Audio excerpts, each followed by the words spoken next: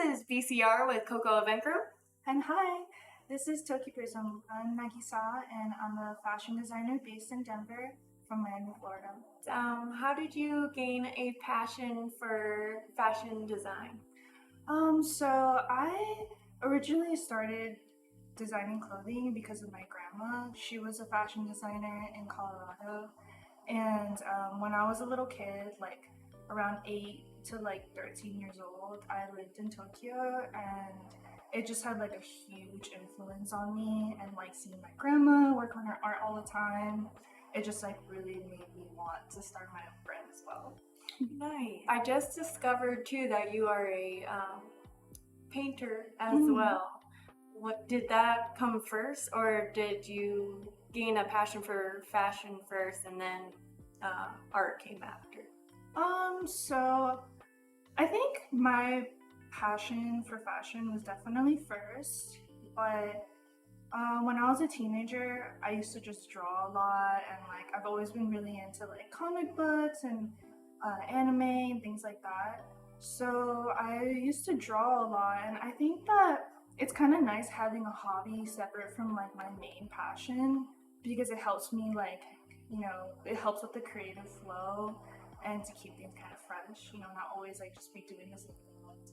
Yeah, definitely. I like to have a bunch of different mediums as well, so Mhm. you don't get like bored basically. Yeah.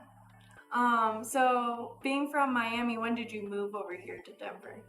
I moved to Colorado in 2018. Yeah.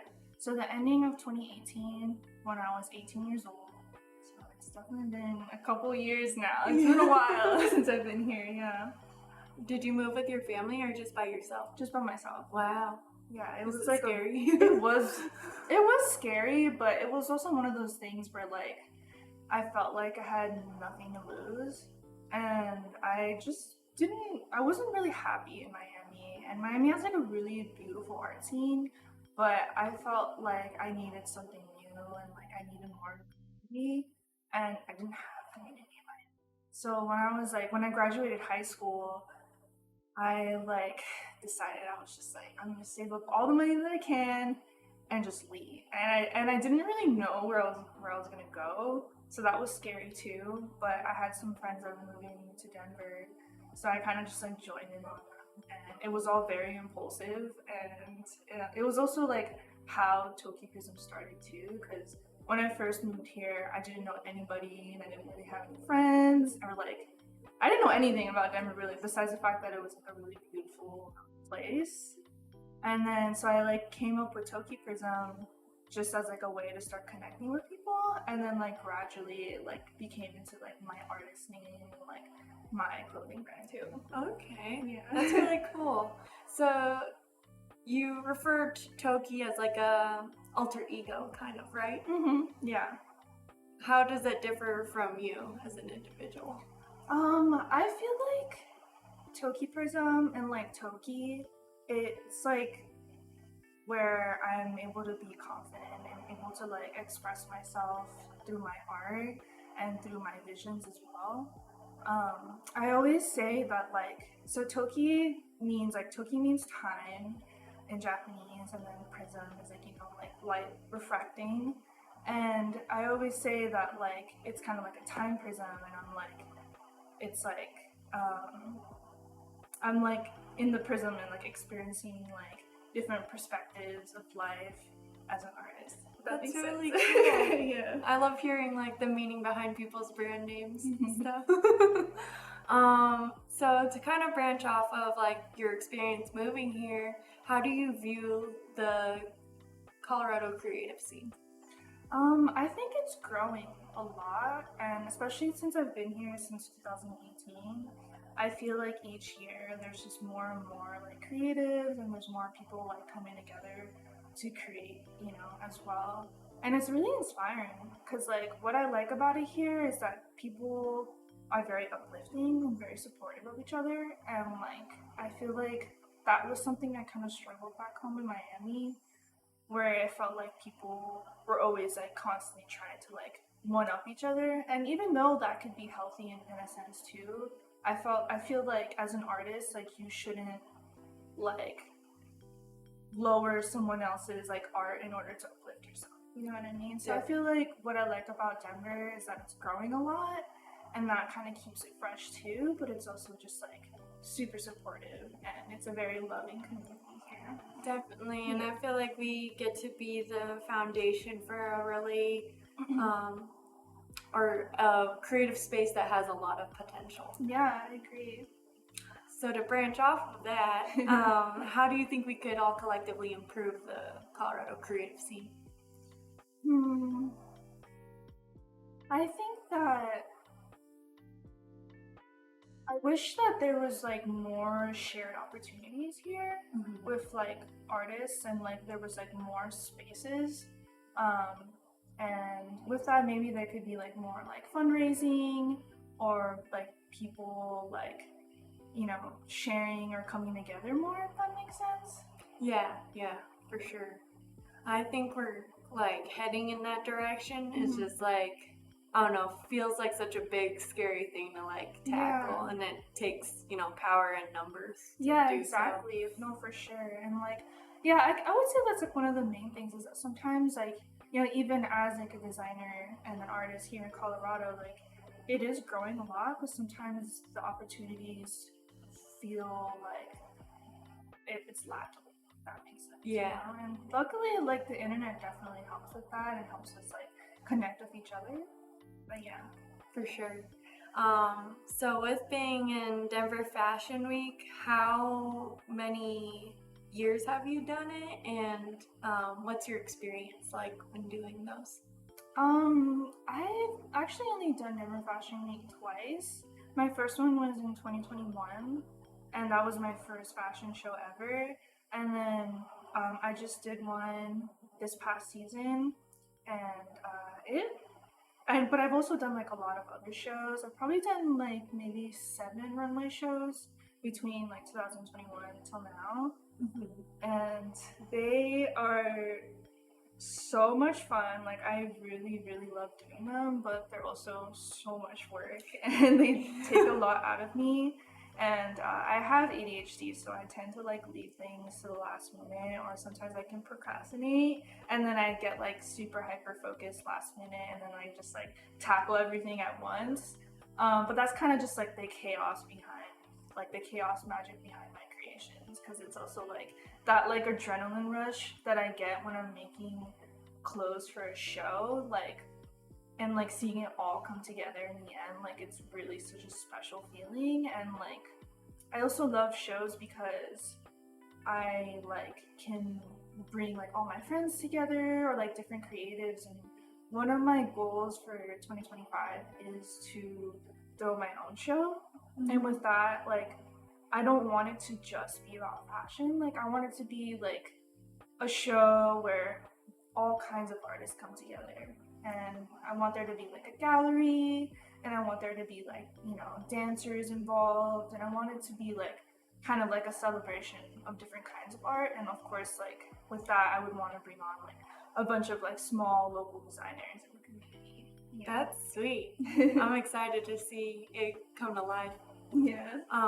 But yeah, just viewing what I've seen on your page from your shows, it's super inspiring and special, because I feel like we get to experience like a part of your soul and like heart. Oh, thank you. I guess I have like 2 more questions. Okay. What are your core values, and how does that apply to? I would say that my core values are consistency. And I think that being consistent with yourself and showing up for yourself in healthy ways is really important, and like reflects back into my art as well. And I feel like there's definitely been so many times where I'm afraid to fail, or like I have failed, and I've wanted to give up, but I've always told myself, like, you know, to never give up and to be consistent, because you know, with failure, you're only gonna get better. Yeah. And I would also say that, yeah, like just being yourself and staying true to your visions and who you are as a person. And with that, you know, even like making the kinds of clothes that I want to. And sometimes I like want to make like really weird, like obscure stuff. And sometimes I worry, I'm like, is anybody even gonna like this? But then, you know, the right people will gravitate towards your art and, you know, what you have to offer to the world. I think that's really important. And that's also like what makes you unique. And it's what makes you shine as an artist, is just being true to yourself. And I would also say, yeah, just being respectful to others and being respectful to like other people's craft and other people's like artistic visions as well. And I think like with that, I've like learned how to collab with a lot of different kinds of individuals and like learning how like other people make their art too, and it's been like, super inspiring. Yeah. For sure. With, you know, you said like some things might be too obscure, like funky. Mhm. I love that stuff on your page. Like, Oh, thanks. once I have bread, I want to like purchase some pieces and stuff because I feel like you can't find that just anywhere. And I love that about fashion is when you find a piece that's like one of one or something like that. Yeah, that's what I love about like making clothes too, is just finding the right people who will rock your clothing. And like sometimes I'll have a piece of clothing and I make it and I don't really know who it's gonna go to, but then like I find like that person, like, you know, either they buy it when I'm vending or like buy it online, and so it's like so fun just to see like where my clothing ends up. Yeah, for sure. I guess my last question would be, what would your advice be to young aspiring designers that are kind of scared to like get the ball rolling? I think that, you know, fear is a big thing when it comes to art, and I think that sometimes some artists are fearful that they're gonna make bad art or that it's like not good enough. But the thing is, like, I don't really think there is bad art. Like, I feel like it's like very subjective. Like, there's all different kinds of art, and like it will speak to different kinds of people. And I think that just like trusting yourself and like exploring, you know, different kinds of art to see what makes you feel like good and what makes you like feel like you're able to express yourself is important. And I always say that as an artist, it's really important to have confidence in yourself. And you know, that's not always easy. I always struggle with it too. But yeah, if you look up confidence, like on Google, the definition says like firm trust. And I think that like learning how to trust yourself as an artist, and that, you know, that takes time, just as like learning how to trust other people. You know, learning how to trust yourself takes time, and I think that that kind of looks like, you know, if like something goes really wrong while you're like, you know, for example, if I'm doing a show and like something goes absolutely wrong, like, but like learning to trust myself that I can like fix it, or even that, you know, that things will be okay, I think is really important as an artist, because you can only really grow from like those type of things. And yeah, and also just like having confidence that like your art is like you, and that you are, you know, that you have something unique to offer.